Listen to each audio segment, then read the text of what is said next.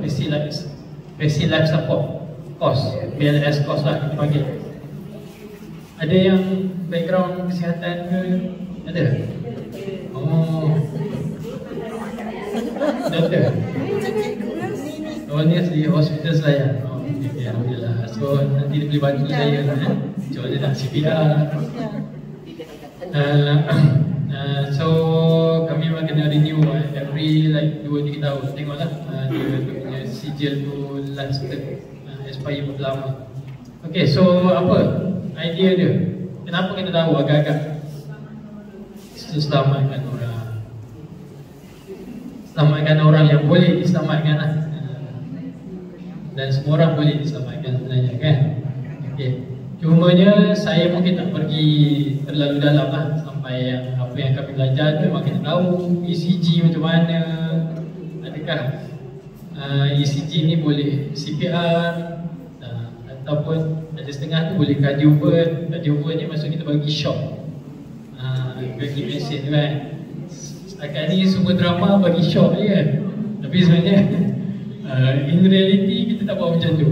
Ada keadaan-keadaan yang tertentu je kita boleh bantu sebenarnya. Tapi asas dia adalah semua kita tahu tekan dada. Okay, so saya cuba share sikit beberapa benda. Ni ada beberapa benda yang sempat saya print lah. Mana saya tak dapat print banyak. So nanti kena share by manager Okay, sebelum kita pergi pada action yang lebih ni, so kita kenalkan dulu lah beberapa benda kan. Kita boleh share meja satu ke.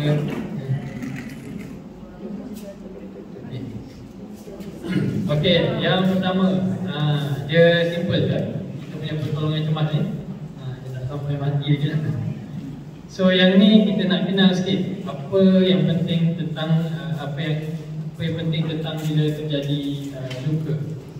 Sorry lah, ini dalam English ni yang saya rasa macam kena sikit, lebih faham sikit. Tak jumpa yang Melayu. Nanti share lah pas-pas. So basically ini saya punya pengalaman sendiri. Ada seorang makcik umur 60-an mengidap kencing manis. So saya rasa itu background kita lah lebih kurang usia-usia macam ni. So saya tak rasa yang datang yang datang ke sini kita sangat biasa buat kerja kat dapur, kebun kan. So ini kes-kes yang harian lah yang biasa saya jumpa kat klinik. So yang makcik ni dia mengidap kencing manis, datang kat kita angan dah dia ada luka, dah beranak. Punca dia apa? Punca dia sebab dia kenapa? Makan ubat. Dia makan ubat kan? Dia macam biasa lah. Dia makan ubat, jarang-jarang. Kadang-kadang ada lah, tinggal sikit-sikit. Banyak dia biasa. Rasanya apa? Punca dia pisau. Dia lagi simple dari pisau, iaitu jarum cek gula. So dia cek gula tu tempat yang sama lah. Dan kencing manis dia sangat tak terkawal lah. Bila kita cek memang belas-belas, belas-belas pun dah kategori tak terkawal lah. Sakit kencing manis kena M bawa berapa? 7 sangat bagus, 5. Tapi kalau boleh kita M bawa 10. So sebab lebih 10 tu dah kategori kena pakai insulin semua tu kan. So bila kena pakai insulin tu kita kata dia sangat kronik dan sangat perlukan perhatian yang susah lah kena close care. So kalau nak pergi umrah pun payah, nak pergi haji pun agak sukar. Tapi ada je yang okey, dia boleh kontrol kan. So dia punya punca dia kita dengar tu very simple kan. Sedangkan itulah cara kita nak suruh dia monitor gula dia tu.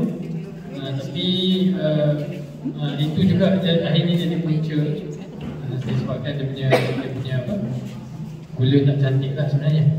Ubat makan tak makan lah.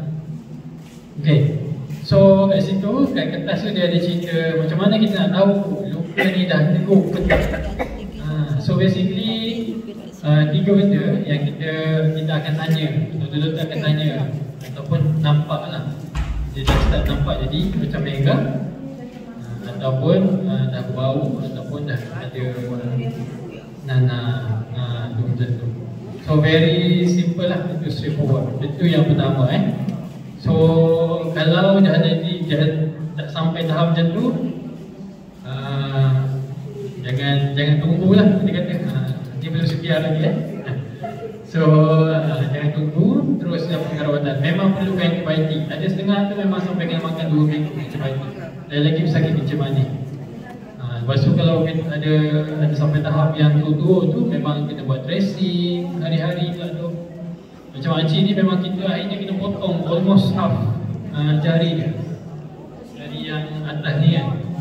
So macam dah cacat sikit lah. So kita kena paksa potong. Lepas tu kita dressing hari-hari. Itu kita buat level klinik tu. Saya rasa kalau maybe jumpa doktor pakar bedah, dia akan extensive lagi lah. Dia akan lebih kan. Sebab biasanya doktor pakar bedah dia akan make sure langsung hilang lah bahagian sampai jumpa bahagian kulit yang sihat.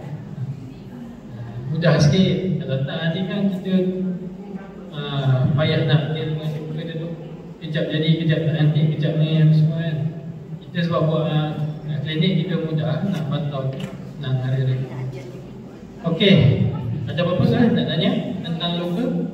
So tu very simple lah, tentang keadaan luka.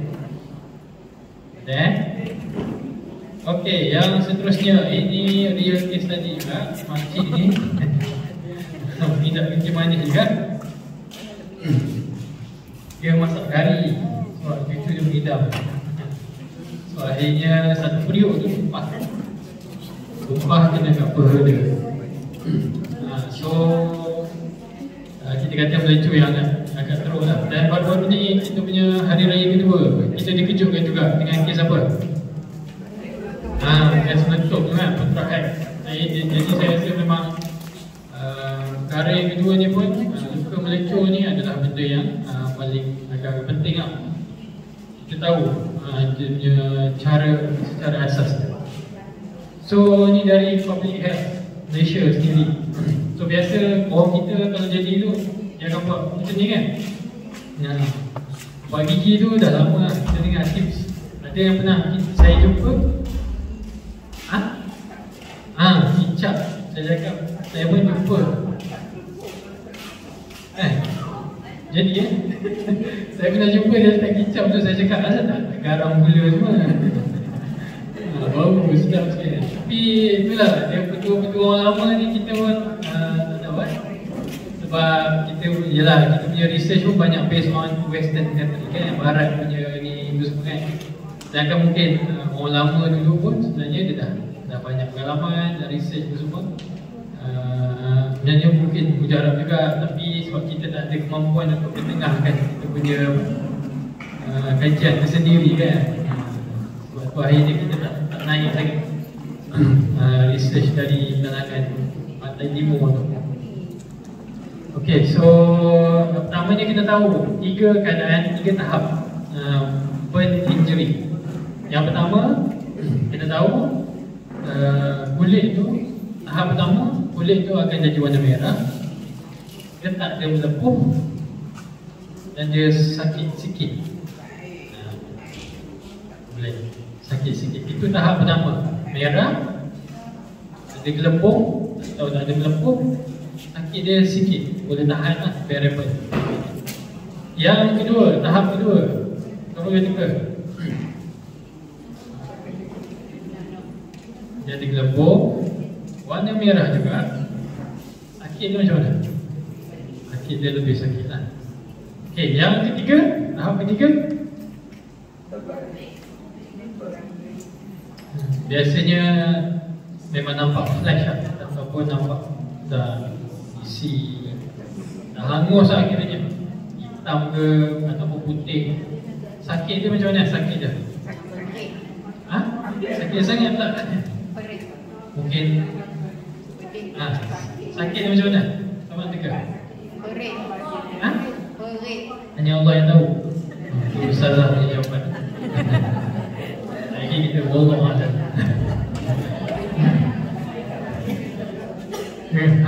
So sakit tahap ketiga sebenarnya dia tak ada rasa. Sebab dia dah dalam sangat, dah hidung sampai saraf. So mungkin dia tak ada rasa atau kurang sangat sakit berbanding yang tahap pertama dan tahap kedua. So ada setengah tu dia memang kalau dia dah baik tu dia akan jadi macam fracture macam cacat sikit lah tangan dia punya ni. So langkah-langkah yang kita kena ingat. Memang kalau dia lebih-lebih tu memang sebenarnya kita serah kepada inilah petugas kesihatan lah, ambulans ke apa kan. Tapi langkah awal yang kita boleh buat macam yang baru ni kan, dia jadi podcast ni ada kat mana-mana kan. Sistem minyak ni ada di mana-mana lah. So apa-apa pun kita kena ingat, jaga. Langkah awal cuba bawa mangsa jauh dari punca. So itu memang apa-apa pun langkah pertama memang semua macam tu. Kalau kita belajar basic life CPR, dia akan ada step yang pertama, bawa mangsa jauh dari punca kebakaran, punca cederaan, punca api. So yang kedua, ini paling basic lah. Saya rasa majoriti aku buat macam ni. Itu apa? Iaitu apa? Bawa lalu kan, lalukan air berapa lama? 20 minit. Kita suruh division. So lalu kan air berapa minit. So kenapa kita tak nak orang-orang sambung bagi Colgate, bagi gigi mana-mana lah. Kalau dia bagi halal gel pun tak boleh kan? Ya, betul. Kita risau kan ada risiko kan kita kuman. Lagi kalau dia luka yang dah terbuka kan, nampak jadi itu semua tu. Nanti kita nak counter infection tu, lagi payah. Sebab tu kita lagi prefer basuh dia dengan air. Kalau ada gel ni memang payah lah nak ada kat rumah kan. Ataupun siapa pernah dengar SSD cream ke kan, itu cream yang boleh membantu meredakan sakit dan menghentikan kelenturan. So biasanya kalau kami dekat klinik, kami akan simpan benda tu dalam peti ais. Bila nak pakai tu, lagi sedap lah, rasa sejuk apa semua tu kan. Dan memang benda ni semua kena tahu lah. Sangat basic. Kita dah banyak pengalaman. Makcik pakai hari ada tu baby tu kena air panas biji satu badan, kena second degree. Tu memang melumpuh dah. Kita kat orang yang orang muda pun kita tak terbayang kan, dia dengan baby lagi dah satu badan. So lah macam tu. So ada pun yang selepas kalau lebih-lebih memang kita bawa terus ke ni lah, ini berjangkaan ataupun emergency apa-apa pun memang biasanya kita prefer dressing lah. So maknanya balut risau ada risiko jangkitan kuman, kalau dia ada usaha pengidap macam mana apa semua tu, kita risau lah, makin tunggu problem.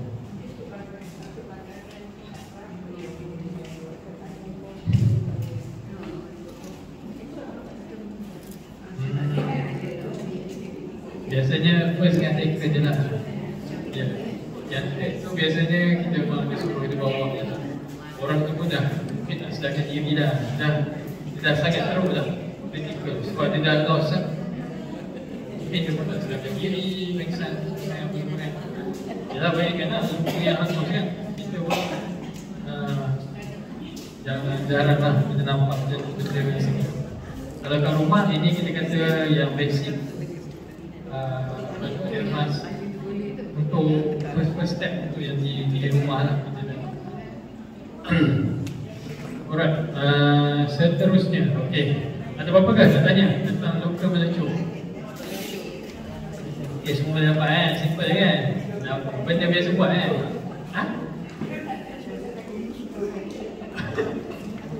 Okay.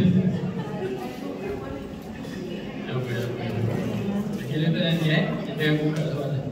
Tapi jangan suruh jumpa doktor. Okey, so kita masuk yang antara core kita lah malam ni. So ni kalau tampal kat masjid ke tampal kat rumah pun boleh. Sebab saya nampak sebenarnya masjid lagi kita risau benda-benda yang berlaku. Sebab kita dah banyak kes kan, ceramah tiba-tiba pengsan kan, pengsan, Rizal Induri, tapi jemaah tak ada seorang pun yang tahu. Dan saya kami dari MNI banyak pengalaman lah kita buat ke masing-masing kan. Memang tak ada pun yang tahu macam mana first step tu nak initiate apa semua kan. So ada yang kita macam baru ni tahun lepas ada seorang penceramah dia memang kita kenal lah. Ada video siap rekod kan.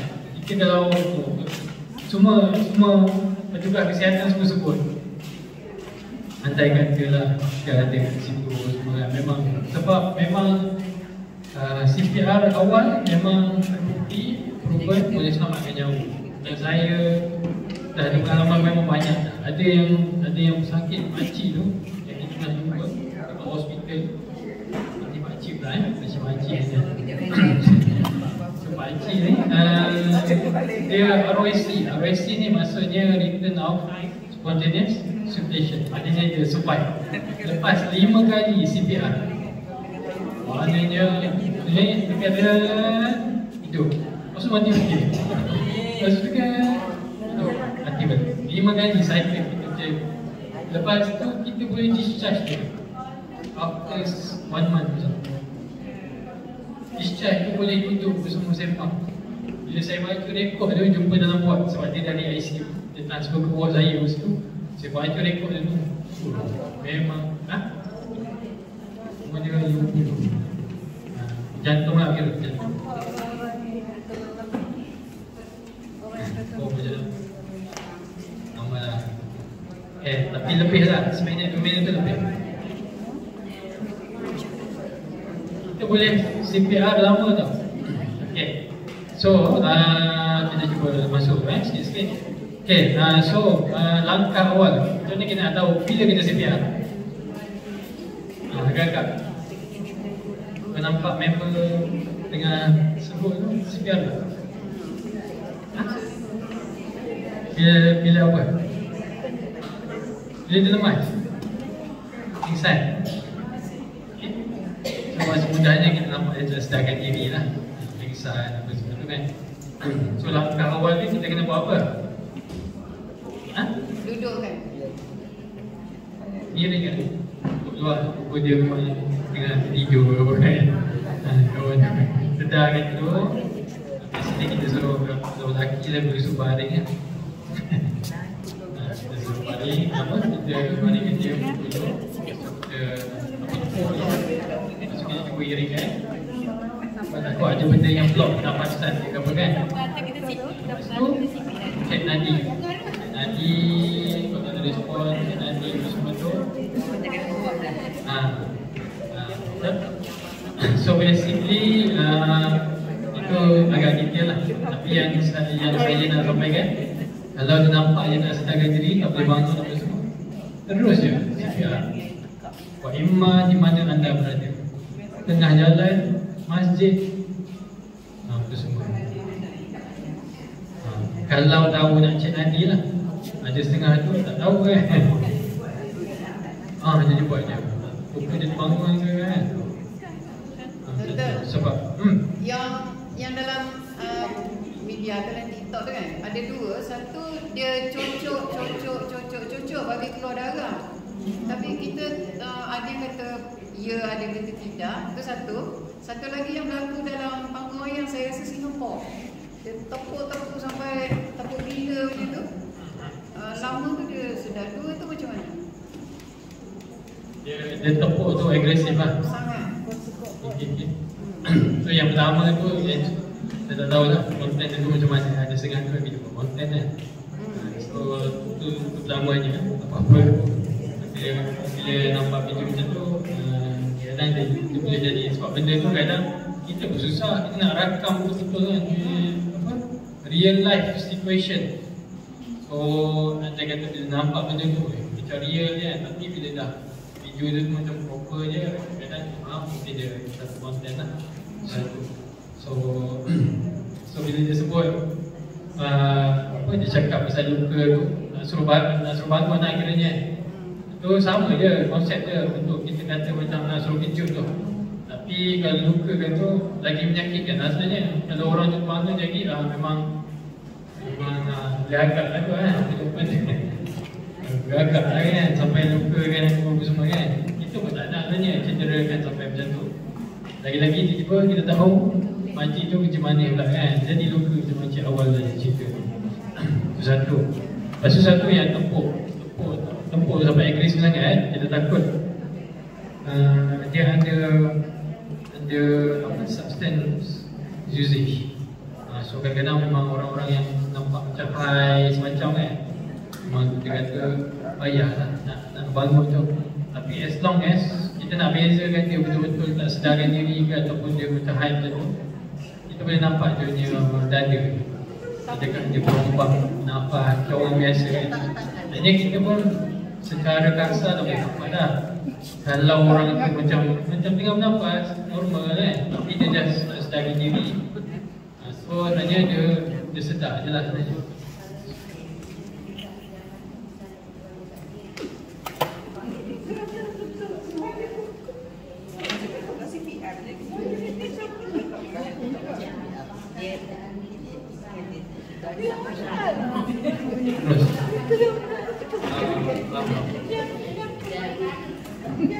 Kalau accident ni, memang basically kita cakap jangan buat apa-apa.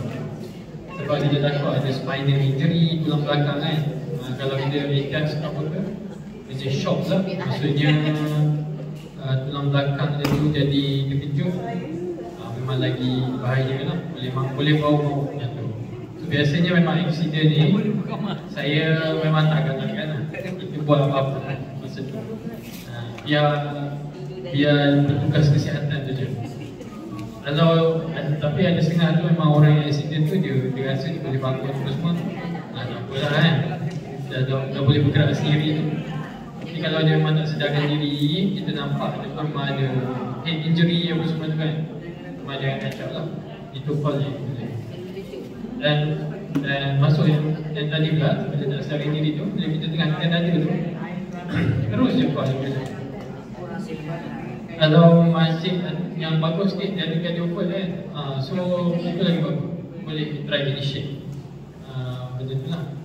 Ada setengah-tengah tempat macam mall kan, ada setengah tu dia ada yang bagi elektrik tu kan, so boleh sambung.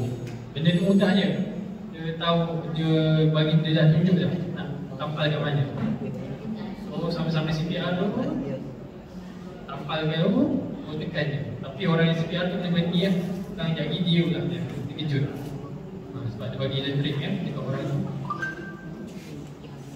So kunci dia yang saya nak sampaikan adalah tentang tekan dada tu. Tekan dada mesti efektif, jangan melembut. Nanti saya share video lah. So satu lagi, kalau kita nampak orang tercekik, orang tercekik kan, dia cakap tu salah nafas, buat gaya ke, itu standard lah. Universal language, maknanya orang yang tercekik sesak nafas semua akan buat gaya macam tu. So biasanya kita akan buat dua teknik. Yang pertama, kalau dia baby,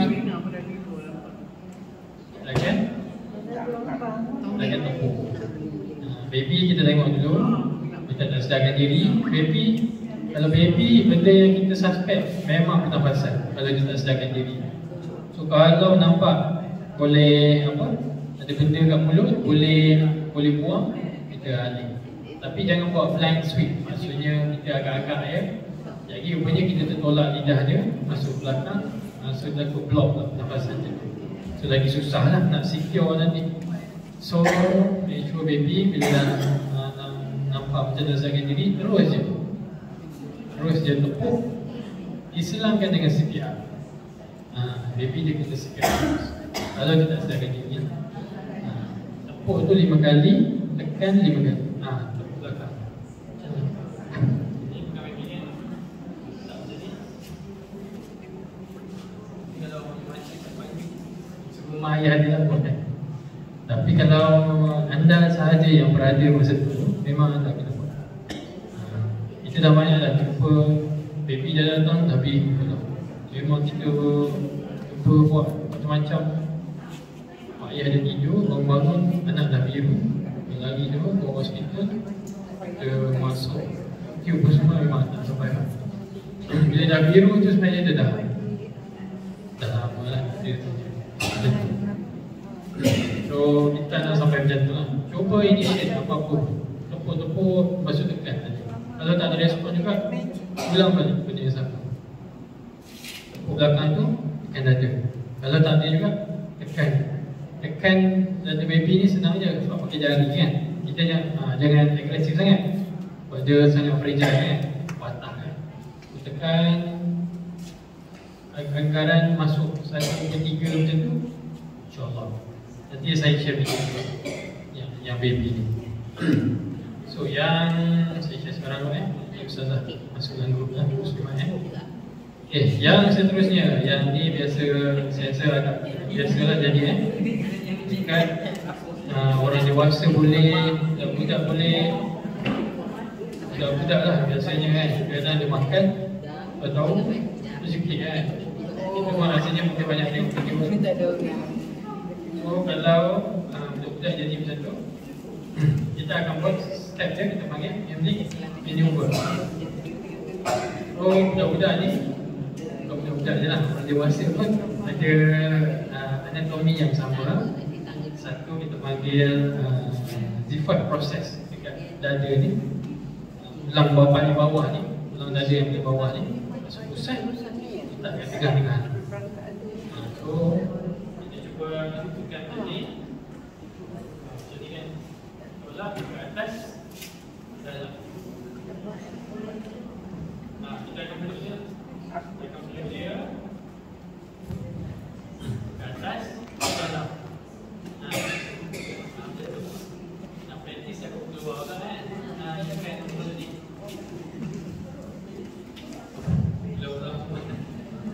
so nanti ada video. So tu penting tentang CPR, sebab memang CPR ni banyak research study semua, memang dia boleh membantu prevent dan punya keadaan memang sangat-sangat bantu. Kami pun kalau dalam buat tu memang tidak akan terus buat lah. Kalau tak ada, tak payah tunggu lah. Semua akan tahu. Mana kalau dia nurse tu seorang je tengah buat. Kalau penat kena pilih. Kalau ramai lah. Kalau tak, kalau kita seorang je. Macam saya dekat klinik dekat swasta sebelum ni, memang saya seorang je yang tahu. Oh kita lah kan 40 minit. 20 minit, ambulans baru sampai. Tak ada lah. Jadi dia check memang tak boleh survive lah. So akhirnya pronounce death dekat klinik saja. Jenuh lah masa tu. Kita kena buat police report apa semua. Itu first case kematian dekat klinik swasta lagi. Dekat ward hospital lagi ni lah. Tapi memang kita kalau ikut pengalaman, memang kita apa-apa pun kita minta semua orang tahu sangat basic CPR. Tak payah macam lagi pun. Tekan je. Tekan macam mana kalau dia tak sedar, kalau nampak dia tak sedar. Okey, itu sahaja tentang CPR. Yang terakhir saya dah share tentang satu benda general secara umum yang tak ada kita sebab print. So kalau tengok kita punya cuaca sekarang tak menentu kan, asyik rain, panas apa semua kan. So saya nak share tentang heat stroke lah. Stroke apa. So macam mana kita nak tahu stroke apa ni berlaku bila temperature terlampau tinggi lebih daripada 40 degree ataupun kalau kita panas sangat. Kita tahu apa yang paling penting adalah kita nampak seorang tu dah hilang dia mental condition lah, rancau tiba-tiba ataupun berapu lah. Jadi pun macam ni lah, pada masa sama dia pun tengah peluh yang sangat banyak. Nampak kulit dia pun ada bahagian yang kering-kering, ada bahagian yang dia betul-betul. Lepas tu nampak dia pun macam pendek. So bila benda-benda tu berlaku, kena buat step yang sama je. Macam yang kita cerita tentang bila berlaku luka melecur tadi lah. Hanya lalu kena air, kalau ada wet towel, letak ke bahagian-bahagian yang sangat high temperature tu. Biasanya celah-celah leher, dekat leher ataupun celah ketiak atau celah perut. Dan kena menjaga juga kereta kalau bawah matahari, kita jangan biar orang ataupun tidurlah kereta tu kan. Sebab temperature boleh naik secepat 7 degree dalam masa 10 minit kalau kita berada dalam kereta. So itu pesanan ringkas lah tentang heat stroke apa. Okay, so itu cukup. Yang penting kena tahu lagu apa yang kita tengok tu semua tu. Tapi bila dah jadi tu buat benda yang sama je macam menuju tu, lalu air betul-betul. Kalau ada yang jam-jam tu boleh je sapu. Tapi macam kat rumah biasanya jarang lah kan. Itu pun tak expect lah. Kat rumah saya pun tak ada benda tu. So, tapi basically kita akan minta lalukan je air baik ataupun air. Jangan air sejuk sangat, nanti dia shock.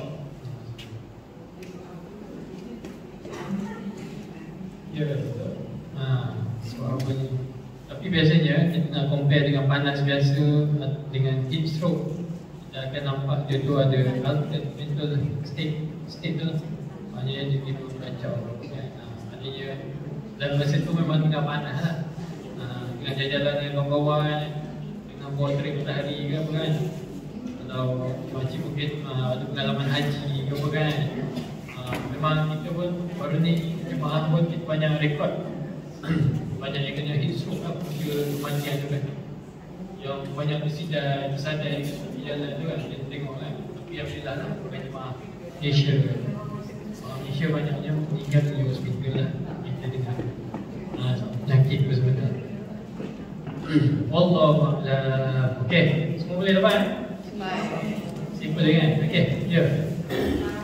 Bukan bacaan pula yang kita kena makan apa ni, makan tak makan ubat. Kecil manis. More than 8. Lebih dari 8, bawah dari 10. Kita rawat sakit kencing manis, kita pakai HbA1c yang 3 bulan. Tapi kalau cakap private, setiap bulan boleh buat. Ada pernah kita rekod sebulan tu boleh berubah pakai ubat yang mahal. Sebab dia nak pergi haji. So dia kena lulus cepat. Haji kan sekarang kena lulus kurang dari 10 kan. Kalau 11 je memang fail. Saya baru ni fail kan seorang pakcik tu, dia pun sedih. Tapi ada yang seorang tu, pengalaman member saya lah, patient tu boleh bayar lebih. Jadi bagi ubat yang power ni dalam sebulan memang turun. Memang ada ubat-ubat yang ni lah. Tapi memang KKM tak mahu pula nak ubat benda mahal sangat. Ubat klinik pun satu lebih ke mahal. Biasa doktor kalau 6.2 kita dah suruh makan ubat. 6 point kita tengok secara keseluruhan punya. Kalau sakit tu dah ada darah tinggi, kolesterol pun dah ada semua kan. So memang kita kata kita nak kurangkan CVD risk, maknanya cardiovascular disease, risiko penyakit jantung, stroke. So bila datang dengan package tu, memang datanglah kita kena rawat juga lah. Tapi memang ada setengah doktor tu dia agresif sikit, dia start awal apa semua kan. Kalau saya biasanya saya lagi tekankan cuba adjust lifestyle dulu lah. Tapi saya pun biasa tengok keadaan sakit dulu lah. Kalau kita nampak dia very good, boleh disiplin, macam-macam di sini, saya respect lah, boleh disiplin datang program semua kan. InsyaAllah kan. So kalau jumpa saya sebelum pun tak start kot. Maksudnya kalau kita nampak overall pesakit tu sangat sangat boleh independent, bagus, boleh disiplin. Biasanya orang majlis surau ni dia boleh ni kan, dia aktif lah. So dia rajin beraktiviti. Macam mak saya pun pensioner, dia pun sangat aktif pun semua kan. So ini kalau kita tak start ubat pun kita tak risau lah macam tu. Tapi mak saya pun dia makan je lah ubat apa semua kan. So dia overall kita akan tengok benda-benda macam tu lah.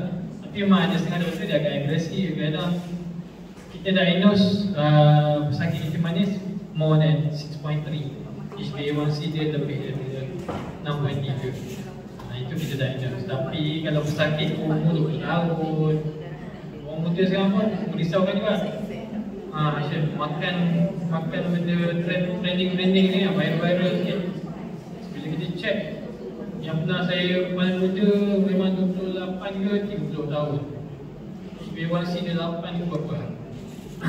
Jadi memang kita start dah berubat. Tapi kalau yang datang tu memang muda, lepas tu dia punya number pun 65 baru. Biasanya kalau saya pribadi, memang saya akan suruh dia ni lah, dia ubah je lifestyle, kurangkan air manis apa semua kan. Kalau doktor bagi yang cepat turun darah, gula dan darah tu, kalau kita selalu makan tu ada side effect tak?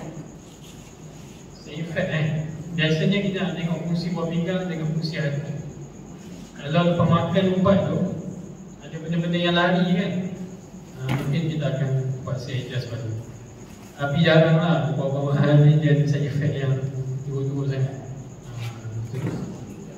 Benda ni sebenarnya personal, kita tak boleh pakai secara umum. Kenapa pada hospital kerajaan dia tak bagi ubat ni? Isu kos. Saya ni sebab ada pengalaman kat swasta. Kalau dekat KKM tu sebenarnya ada, tapi kita kena discuss dengan pakar endocrine. Kalau dekat HKL tu, saya kena discuss dengan datuk doktor.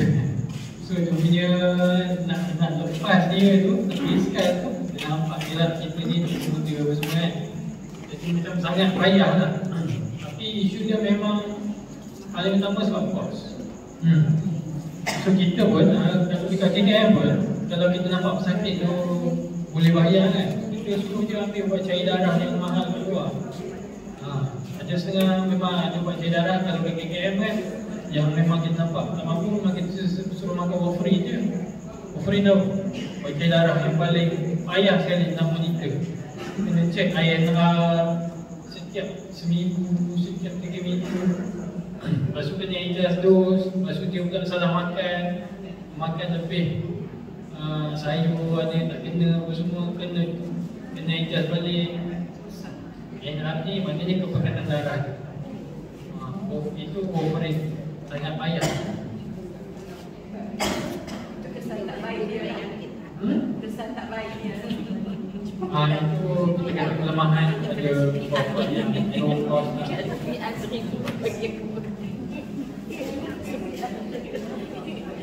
Penyakit mati lah.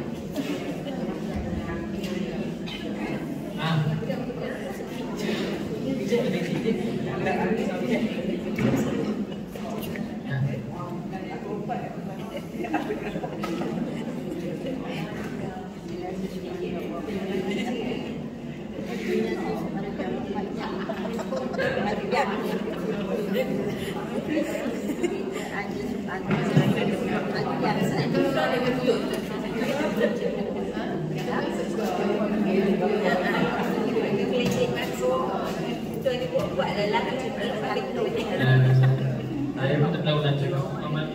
Semoga pakcik tanya ada beza ke ori tu general. Sebab sekarang ni semua orang gajin lah tanya. Saya pun lalu dah buat pakcik tu, hari tu baru tanya ke kan.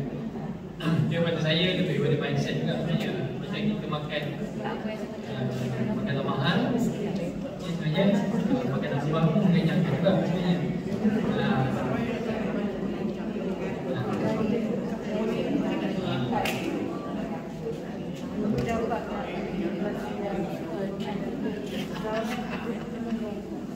Dan sebab kenapa kos berubah apa semua ni, sebab cuma drug company pun sebenarnya buat duit.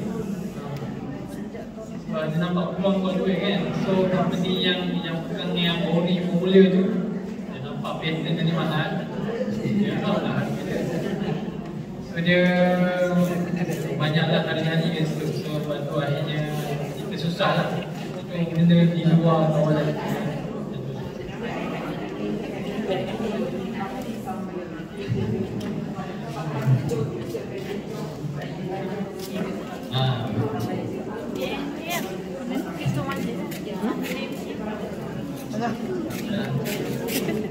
Misalnya